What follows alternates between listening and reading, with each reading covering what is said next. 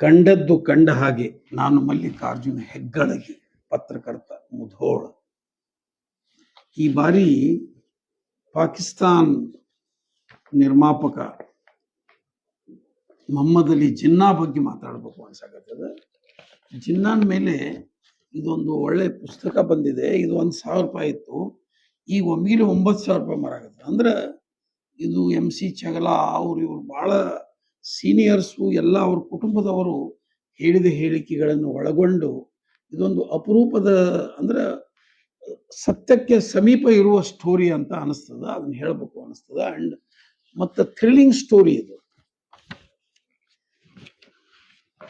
ಜಿನ್ನಾ ಕಾಂಗ್ರೆಸ್ನಾಗೆ ಇರ್ತಾರ, ಮುಂದೆ ಇವ್ರು ಮುಸ್ಲಿಂ ಲೀಗ್ ಕರ್ಕೊಂಡ್ಬರ್ತಾರ. ಮುಸ್ಲಿಂ ಲೀಗ್ದೊಳಗೂ ನಾಯಕರಾಕಾರ ಇವರು. ಅವಾಗ ಮೊಹಮ್ಮದ್ ಇಕ್ಬಾಲ್ ಅಂತ ಒಬ್ಬ ಶ್ರೇಷ್ಠ ಪಾಕಿಸ್ತಾನಿ ಕವಿ ಇರ್ತಾರ. ಅವ್ರ ಲೈರಿಕ್ಸು ಎಲ್ಲ ಫಿಲ್ಮ್ ಹಾಡಾಗಿಡ ಬರೆಯುವಂಥವ್ರು. ಆ ಕವಿ ಒಂದಿನ ಜಿನ್ನಾಗ್ ಹೇಳ್ತಾರ, ಇಲ್ಲ ತಾಜ್ ಮಹಲ್ ಕಟ್ಟಿದವರು ಅದಾರ, ಗೋಲ್ ಗುಮ್ಮಟ್ ಕಟ್ಟಿದವರು ಅದಾರ, ಭವ್ಯವಾದ ರಾಜಧಾನಿ ಕಟ್ಟಿದವರು ಅದಾರ, ಅರಮನೆ ಕಟ್ಟಿದವರು ಅದಾರ. ನಿನ್ಗಿದೊಂದು ಅವಕಾಶ ಇದೆ, ಒಂದು ಹೊಸ ದೇಶ ಕಟ್ಟಿಬಿಡು ನೀನು.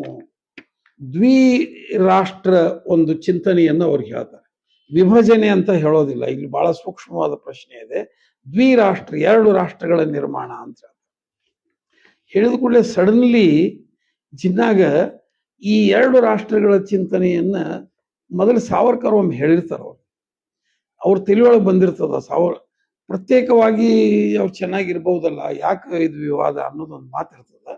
ಅದಕ್ಕೆ ಜಿನ್ನಾ ಸೀರಿಯಸ್ ತಗೋತಾರ. ನಾನೊಂದು ರಾಷ್ಟ್ರ ಕಟ್ತೀನಲ್ಲ ಅಂತ. ಒಂದು ರಾಷ್ಟ್ರ ಕಟ್ಟು, ಇದು ಯಾರೂ ಕಟ್ಟಿಲ್ಲ, ಬಹಳ ಅಪರೂಪದ ಸಂಗತಿ. ಹೊಸ ರಾಷ್ಟ್ರ ಕಟ್ಟುವ ಒಂದು ಅವಕಾಶ ನಿನಗದ, ಮಾಡುವಂತ ಮೊಹಮ್ಮದ್ ಅಲಿ ಹೇಳಿದ ಮೇಲೆ ಥ್ರಿಲ್ ಆಗಿ ಅದನ್ನ ಹಠ ಇಡ್ತಾರ. ಅದಕ್ಕೆ ಬ್ರಿಟಿಷರು ಕೂಡ ಬೆಂಬಲ ಇರ್ತದ, ಸೆಪರೇಟ್ ಅದು ದೇಶ ಆಗ್ಬೇಕು ಅಂತ ಪಾಕಿಸ್ತಾನ. ಹಿಂಗಾಗಿ ಆ ಮಾತು ಹೆಚ್ಚು ಮುನ್ನೆಲೆ ಬರ್ತದೆ. ಆಕ್ಚುಲಿ ಅದನ್ನ ಬಹಳ ವಿರೋಧ ಮಾಡಿದವರು ಗಾಂಧಿ ಮತ್ತು ನೆಹರು. ಜಿನ್ನಾನ ಒಂದು ಸಂದರ್ಭದಾಗ ಹೇಳ್ತಾರ, ನನಗೆ ನೀನೇ ಈ ಇಡೀ ಭಾರತದನ್ನ ಪ್ರಧಾನಿ ಆಗು, ಬಟ್ ಬೈಫರ್ಕೇಶನ್ ಬೇಡ ಅಂತ ಹೇಳಿ. ಆದರೂ ನಾನು ಒಪ್ಪುವುದಿಲ್ಲ, ಪಾಕಿಸ್ತಾನ ಸೆಪರೇಟ್ ಬೇಕು ಅಂತೀನಿ ಅಂತ ಅನ್ನುವ ಮಾತನ್ನು ಕೂಡ ಜಿನ್ನಾ ಹೇಳ್ತಾರ. ಅದಕ್ಕೆ ಆ ಗಳಿಗೆಯೊಳಗೆ 47ರ ಸೆಪರೇಷನ್ ಆಯ್ತು. ಆದರೆ ಇಲ್ಲಿ ಹೇಳಬೇಕಾದದ್ದು ಇನ್ನೊಂದು ಅಂದ್ರೆ, ಜಿನ್ನಾನ ಪತ್ನಿ ರಟನ್, ಆಕಿ ರಿತು ಅಂತಿರ್ತಾರ, ಭಾರತದಕಿ, ಮುಂಬೈದಕಿ. ಆಕಿ ಫಾರ್ಸಿ ದೊಡ್ಡ ಶ್ರೀಮಂತನ ಮಗಳು.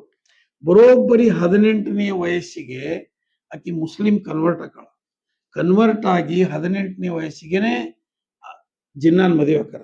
ಜಿನ್ನಾಗಾಗ ಹೆಚ್ಚು ಕಡಿಮೆ 41 ವರ್ಷ ವಯಸ್ಸು. ಜಿನ್ನಾನ್ ಮೊದಲೇ ಹೆಂಡತಿ ಅಂದ್ರ ಲಂಡನ್ನಿಗೆ ಹೋಗುವ ಪೂರ್ವದೊಳಗೆ ಮದಿ ಮಾಡಿ ತಂದೆ ತಾಯಿ ಕಳಿಸಿರ್ತಾರ. ಮತ್ತೆಲ್ಲ ಲಂಡನ್ದಾಗ ಮದಿ ಆಗಿದಾನಂತ. ಜಿನ್ನಾ ಬಹಳ ಸ್ಮಾರ್ಟ್ ಇರ್ತಾರ ಅವ್ರು. ಅದಕ್ಕೆ ಇಲ್ಲಿ ಕಳಿಸಿರ್ತಾರ. ಮತ್ತು ಹೊಳ್ಳಿ ಬರ್ಗೊಡದೆ 1 ವರ್ಷದಾಗ ಹೆಣ್ಮಗಳು ತೀರ್ಕೊಂಡಿರ್ತಾಳ. ಮೊದಲೇ ಪತ್ನಿ 41 ವರ್ಷದಾಗ ಹಂಗ ಇರ್ತಾನವ.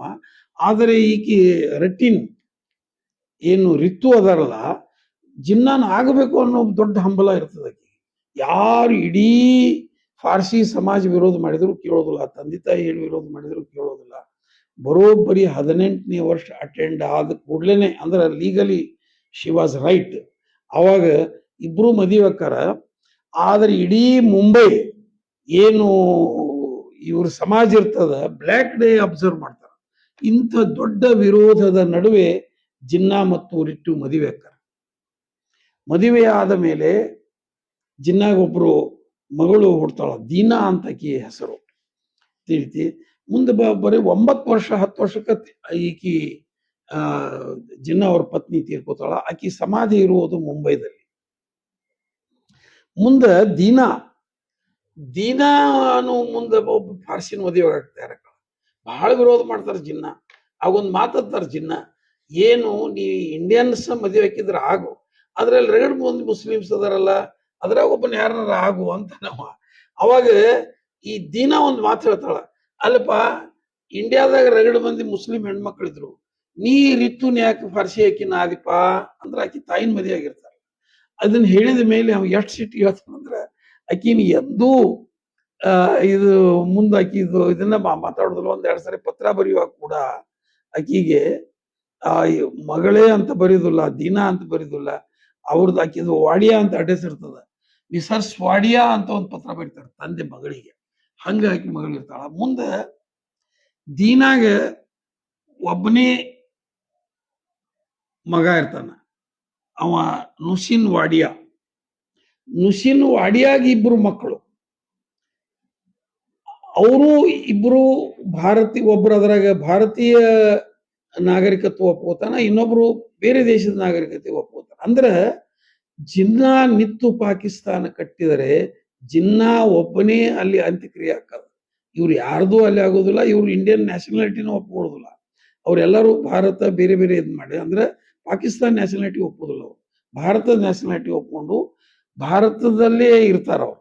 ಅಂದ್ರೆ ಒಂದು ಮದುವೆ ಎಷ್ಟು ವಿಚಿತ್ರವಾಗಿ ಬದಲಾವಣೆ ನಡೀತದ ಸ್ಟೋರಿ ಅನ್ನೋದನ್ನ ಈಗ ಹೇಳಿದೆ. ಅದ್ರಾಗ ಒಂದು ಇನ್ನೊಂದು ಹೇಳಲೇಬೇಕಾದ ಸಂಗತಿ ಏನಿದೆ ಅಂದ್ರೆ, ಬೈಫರ್ಕೇಶನ್ ಆಗುವಾಗ ಸುಮಾರು 20 ಲಕ್ಷಕ್ಕಿಂತಲೂ ಹೆಚ್ಚು ಜನ ಆತ್ಮಾಹುತಿ, ಅಂದ್ರೆ ಆತ್ಮಾಹುತಿ ಅಲ್ಲ, ಸಾಯಬೇಕಾದ ಪ್ರಸಂಗ ಬರ್ತಿದೆ.